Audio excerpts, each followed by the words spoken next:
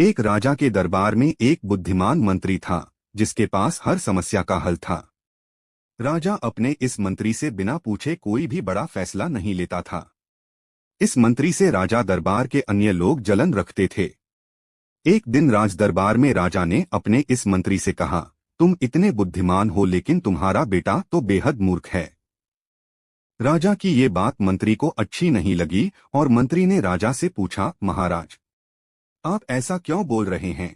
आखिर आपको ऐसा क्यों लगता है कि मेरा बेटा मूर्ख है?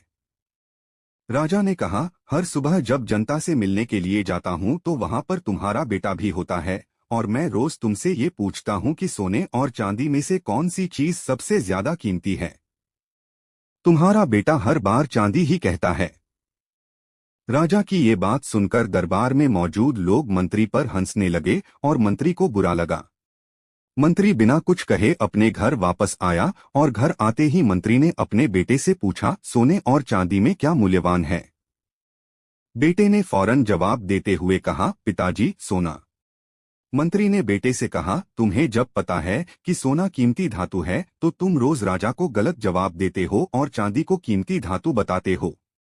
बेटे ने कहा, पिताजी, राजा रोज सुबह बाजार में आकर प्रजा से मिलता है और रोज मुझे बुलाकर मेरे सामने दो सिक्के रख देता है, जिनमें से एक चांदी का होता है और एक सोने का।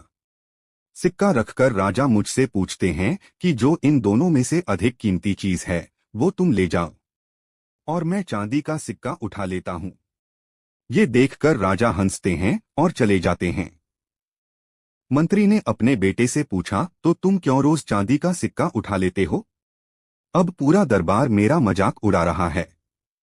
मंत्री की बात सुनकर बेटे ने उन्हें अपने कमरे में ले गया और वहां पर उसने एक पेटी खोली।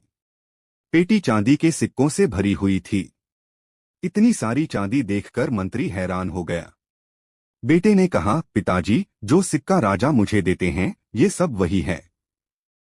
जिस दिन मैंने राजा को सही उत्तर दे दिया, राजा मुझसे ये सवाल पूछना बंद कर देंगे और मुझे रोज एक सिक्का मिलना बंद हो जाएगा। ऐसा होने से मेरा नुकसान होगा।